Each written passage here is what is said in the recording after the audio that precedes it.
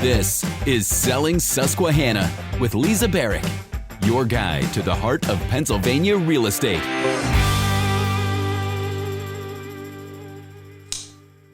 Oh, you did such a good job.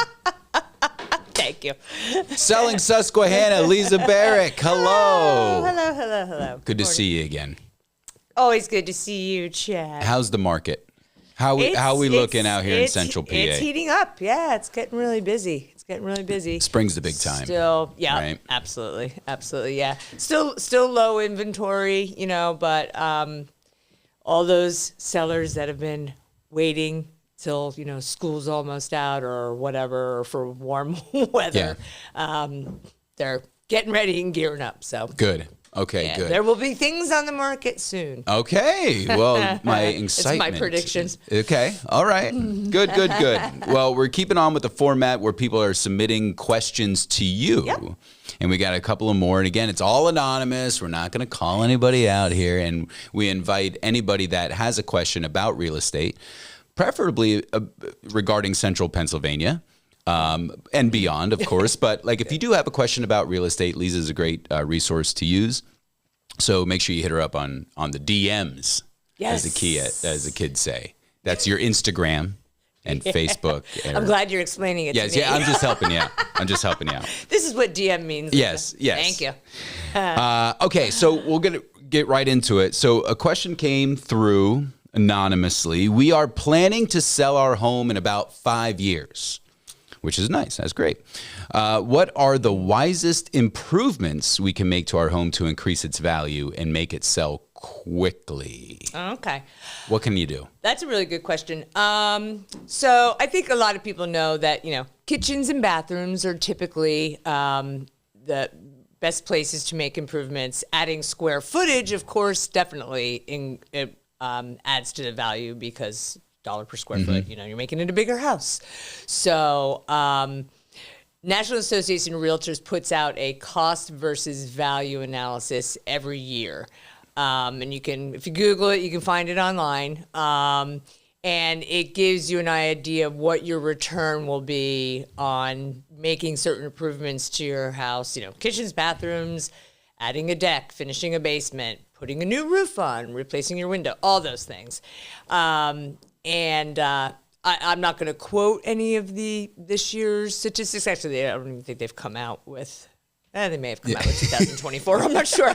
But just because I don't have any of those at hand, but you can certainly look that up. Now, that's a nationwide statistic, so it doesn't necessarily. You always have to take all those things with a grain of salt. 'Cause they don't all necessarily apply, word for word directly here in Central Pennsylvania. But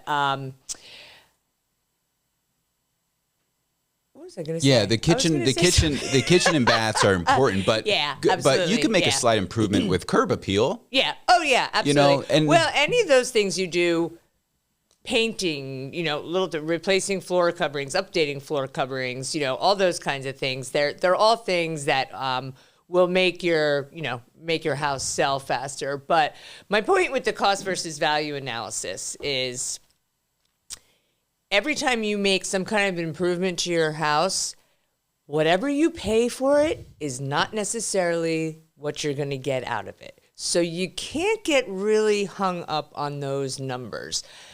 My biggest thing that I tell people, if they're going to be in their house for, another 5 years or whatever, or more, do the things to your home that make you happy and enjoy being there. That is the most important thing. If you put in a $100,000 gourmet kitchen, that's great. Nobody's going to pay you $100,000 for that kitchen. But if that is important to you, if that is the hub of where your family hangs out, I often think that people, you improve all these other rooms in your house and nobody ever goes to them. Everybody just hangs out in the kitchen. If that makes you happy, do it. Let go of the getting a financial, reward for that. And I always say, after a few years, you forget about the money anyway. Yeah. But, there were things I did to my home. Nobody was going to pay me for those Brazilian cherry floors that I put in, or for finishing my basement. This is an old house. Finishing my basement. But those things were worth it to me, particularly like that basement. My family and I, we used the heck out of that. So don't always get hung up on those things, but also make some wise choices. Yeah. So if you're selling your house in 5 years, don't plan on if you have $100,000 upgrade to your kitchen that you're going to make 130 out of that. Right, exactly. And also keep in mind what neighborhood you live, where you live. If all the houses are selling for $125,000 around you, you're not going to sell yours for $100,000 plus more. If it's relatively, it's comparable to everything else in the neighborhood, size-wise, lot size-wise, all those things.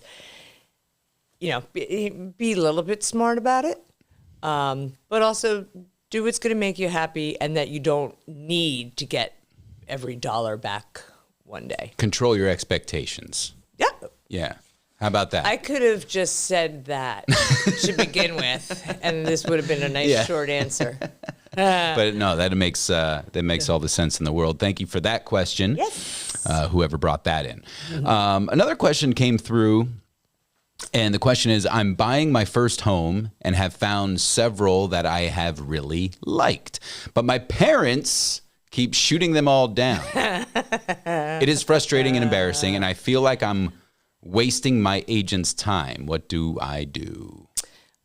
Oh, boy. And you have to listen to your parents. Oh, boy. So, I am a parent, so I'm allowed to say these things. We call parents in the real estate industry the kiss of death. Oh, really? So,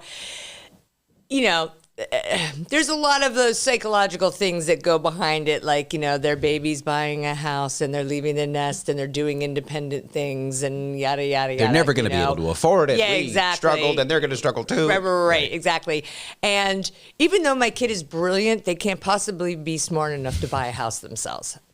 So, first of all, parents need to trust their kids to make wise decisions. On the kid end, of course, you want your parents' input or, whoever your person is who you trust.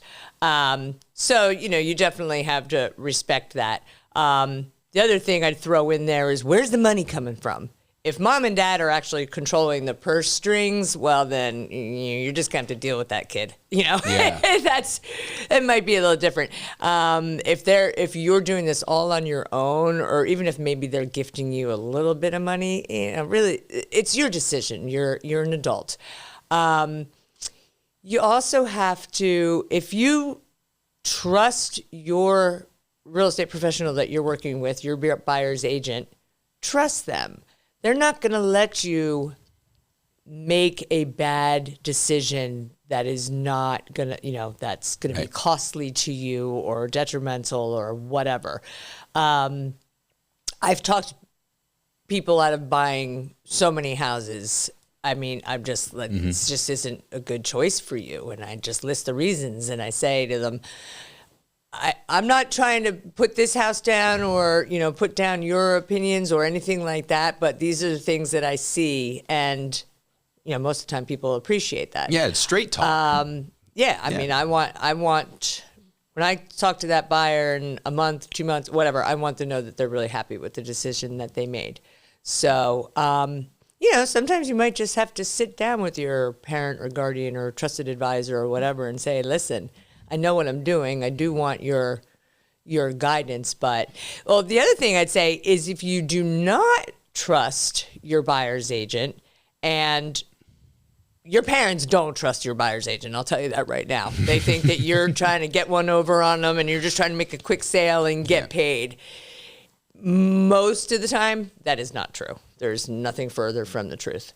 But if you yourself don't trust your buyer's agent, get a different buyer's agent. Break that contract and get somebody else, because you need to trust that person is looking out for your best interests. So now I'm probably in trouble with a bunch of people, but no, I don't. I think you're right. That's first and foremost important thing when dealing with an agent is that you have to trust them. Yeah, you know, absolutely. I mean, this could be their forever home or whatever. It's a stepping stone. It's a stepping you know? stone. You Yep. have to trust them. Oh, absolutely. You have to. Absolutely. And if you don't, you've Yeah. got to find someone else you Right. can trust. Absolutely. And trusting your parents is another podcast altogether. Yeah, right. I know. There's a lot of psychology that goes into that Yeah. whole thing. So Yeah. you know. Yeah. Yeah. It's okay, Mom and Dad. Yeah. It's okay. We'll be all right. So really good question and great explanation on that too. So thank you. Next question that came in, it's a short one. Can I ask for everything on a home inspection report to be repaired or have the seller credit me money towards repairing myself after closing? For everything to be repaired, that's on the report. Oh. For everything. So if you're my buyer client, we have already had this conversation. Okay. And my answer is going to be no. Yeah. Is this all part of the negotiation or can be? This is part of the negotiation. You already have the house under agreement. You've just had a home inspection done. We've gotten the report back. So now you and I are going over that report and looking at the things that are, you know, what things are what I call piddly things that you can probably fix yourself, little things, and what things are real significant issues with the property that really should be corrected. Could be a deal breaker. Exactly. So there's a couple parts to that. Assuming you didn't buy this house sight unseen, you've looked at this house probably a few times. So you've seen the cracked tile in the kitchen. There was a broken window. There was a piece of molding missing. There was stain on the carpet. You know, things like that that are not structural deficiencies. The other thing is that unless you're buying an estate, you have received a seller's property disclosure statement from the owner of that home where they have disclosed everything that they know about that property, good and bad. So if they told you the roof is 25 years old and it was a 25-year shingle, but it's not leaking, they have most likely priced that home accordingly with a roof that may need to be replaced within the next few years, and you have made your offer accordingly, knowing that you may need to replace that roof, you know, in the next few years. Do not now, as part of your, it's called the reply to inspections, ask for the seller to put on a new roof. That's already been accounted for. You already knew about it. You made that offer eyes wide open. So things like that. And believe me, it happens a lot. Yeah. So, and the other thing with when you are negotiating repairs or credits for repairs, you know, the buyer always says, you know, well, it's going to cost me $20,000 to put that roof on. The seller says it's going to cost $5,000 to put that roof on. The truth is somewhere in between. So we get, you know, actual proposals from, you know, certified roofers or licensed roofers, that kind of thing. So there's actually a lot of pieces to this question. Yeah. Keep going. So the part about getting, excuse me. You'll be all right. Sorry. The part about getting seller credits towards making repairs after closing, the answer to that is it depends. And again, you're not going to ask for a credit towards every single piddly thing that's on that home inspection report. It depends what kind of financing that you're getting. Certain financing programs only allow a maximum amount for a seller to credit you back towards closing costs. Even if you're getting a credit back towards repairs, the lender still considers it closing costs. So anything you're getting back from the seller comes under the category of seller concession or closing costs. So if you've already asked as part of your offer for that maximum amount, you can't ask for any more concessions in the forms of financial credits. And again, you know, so that's an issue right there. So you might need to just ask for repairs, but you know, you're not buying a brand new house. You're buying a not certified, but a pre-owned home. It's going to have its scratches and dents. And if you're not willing to buy a house that has some scratches and dents, buy a new house. Little wear on those tires. Yeah, absolutely. There are going to be things. Now, if there's a high radon level, absolutely, you're going to ask for that to be mitigated. If there are termites in the house, that's going to have to be corrected. If there's a hole in the roof, that's an entirely different issue. If there's a structural issue that the seller wasn't aware of, that I don't know. I've had properties where the foundation's been pushing in, and it's actually it hasn't been there for 30 years. It's actually relatively new. You know, if there's a septic system that's failed, that's the biggest one. I mean, Right. you're not buying that house unless you know Right. something gets corrected there. So, so anyway, just be discriminating and smart about what items you ask for. Because the other thing is, if you throw a ginormous laundry list at a seller, they're just going to say no, and the whole they're gonna thing's move going on. to tank Yeah. anyway. Yeah. So. Yeah. Very good. Another question that came in, it says, I'm currently renting and I found a house I want to buy. I have 4 months left on my lease and my landlord will not release me from it early. Do I have any recourse? Short answer, no. You have entered into a contract with that It's an agreement, landlord. yeah. Yep. And if you have a signed lease on that property, you've entered into a contract. So if you want to break that contract, I mean, if you want to go buy that house, you can still buy the house. You're just gonna have to keep paying the rent until that lease is ended. Now, you might have a relationship with your landlord that you can talk to them. You know, that unusual thing today, we actually pick up a telephone Yes, and talk to have them. a or go see them and talk conversation, maybe do face-to-face. lunch, have a nice Yeah, salad. Exactly. Right? Exactly.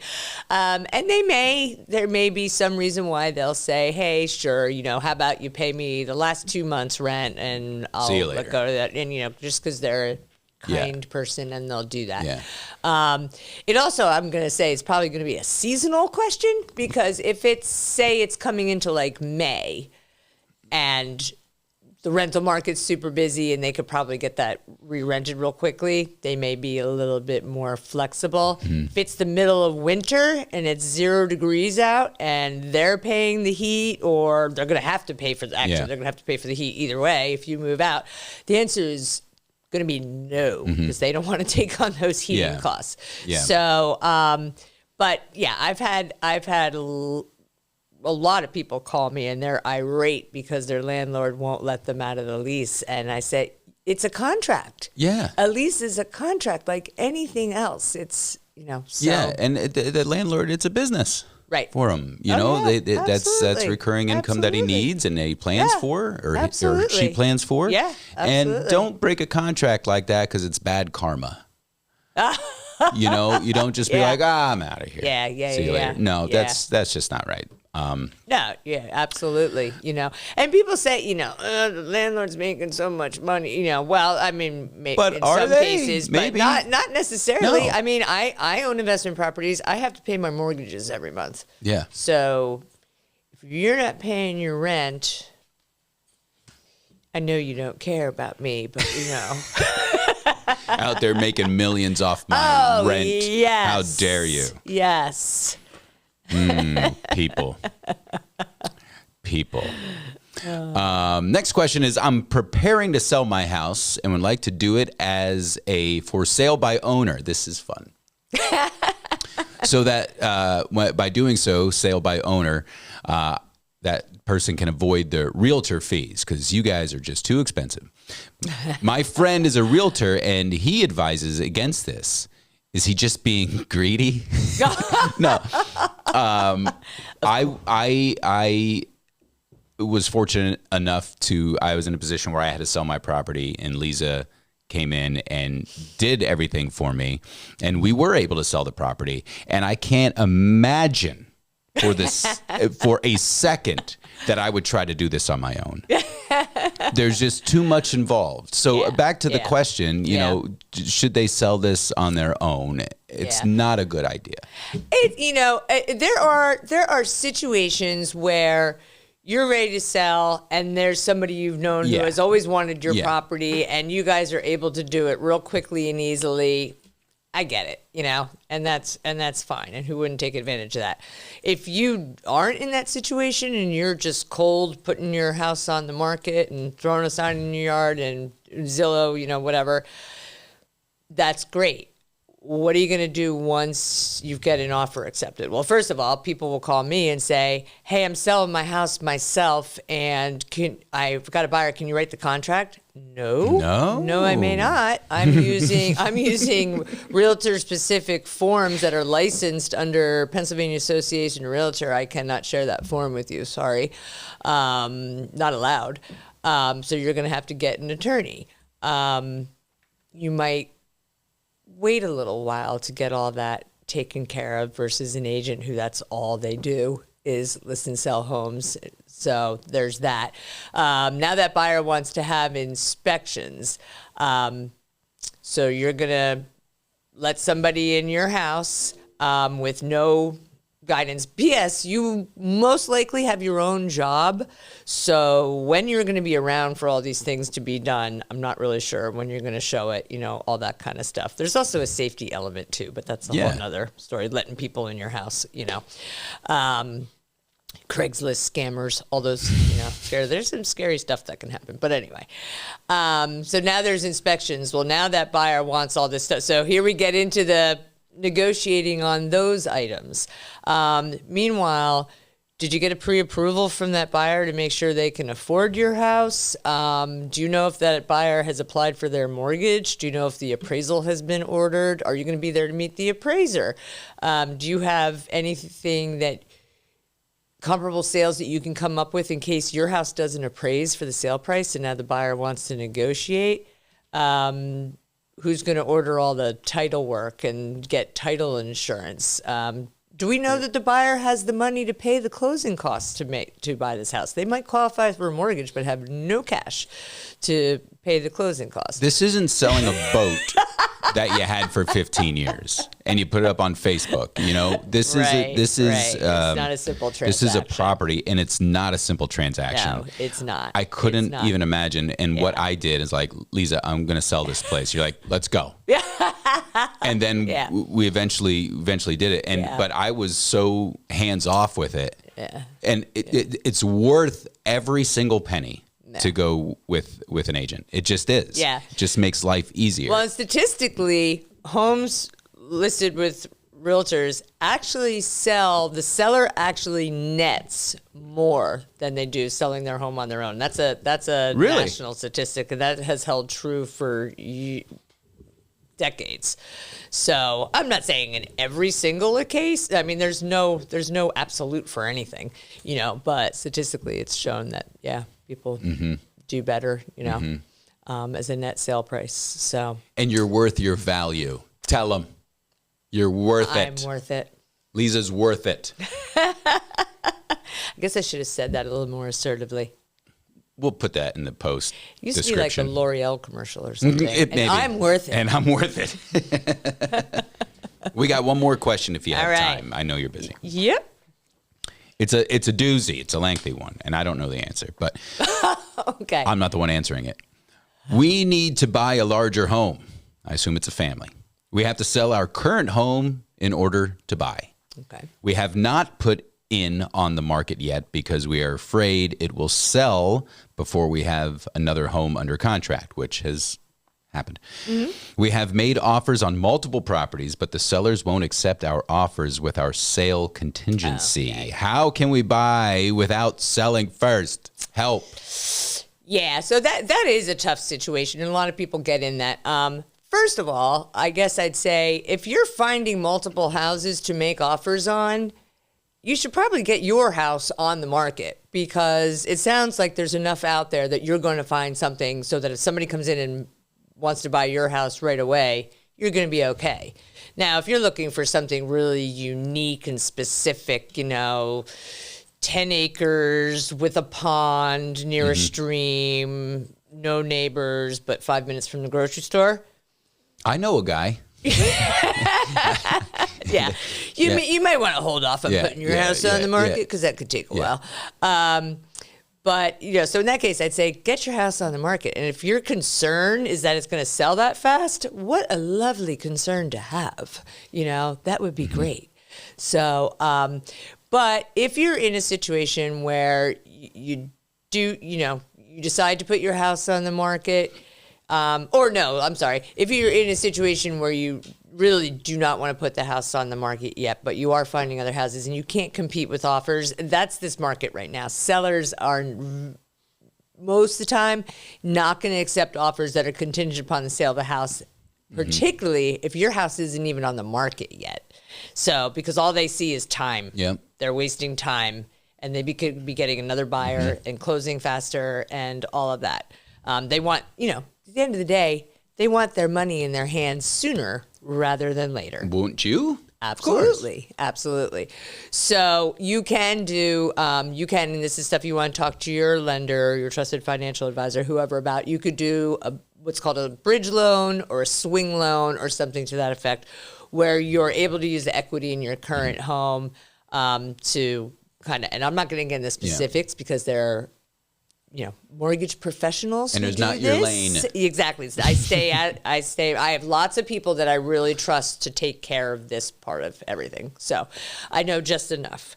But anyway, that you can use that equity, and then you can get a bridge loan that enables you to purchase the new property while not having the existing property sold quite yet. Then as soon as you close on this one, maybe before then, you get this one on the market. As soon as this one sells, you pay off whatever amount you had to, and then it gets, reconstructed. So no harm, no foul. Yeah. So there are options. Oh, yeah. There are a lot of options. So these are things you want to talk to your lender for. If you don't know who to call, that's what your real estate professional is all about. We've got all those resources for you. We make those professional connections specifically because they help our buyer clients. So we've got professional connections with lots of different resources, lenders obviously being one of them. I've got some loan officers who I trust completely to take care of my clients, and those are the people that I send them to. Mm-hmm. And that's because of all the years of experience, Lisa. Absolutely. Yeah. Absolutely. Yeah. Make life easier with Lisa Barrick. Yeah. Real estate, real easy. Real estate, real easy. Real easy. And it is. And I can vouch for that. I can. I absolutely can. I always tell my clients, my job is to do as much as I can in this transaction so that you can feel like you don't have to do anything. Now, there's certain things that I can't do, like for a buyer client, I can't go apply for their mortgage. I can't go pay for their homeowner's insurance. But everything else, I'm going to do for them so that they can just sit back. Yeah. If possible. Yeah. So efficiently. Yeah. And you would just send me an email and be like, sign this. Yeah. And same with the sellers. Yeah. I just kind of keep them in the loop. What's going on? You don't need to do a thing. I'll just keep you updated throughout the process. Every step. Better you than me, pal. I can't. That's all. Well, you've got another job. Yeah, I got things. And I'm. You're just yes.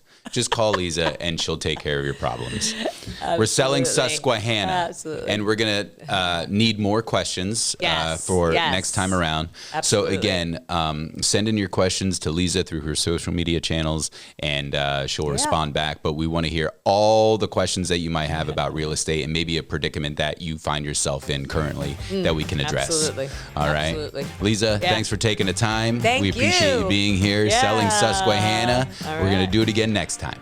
All right.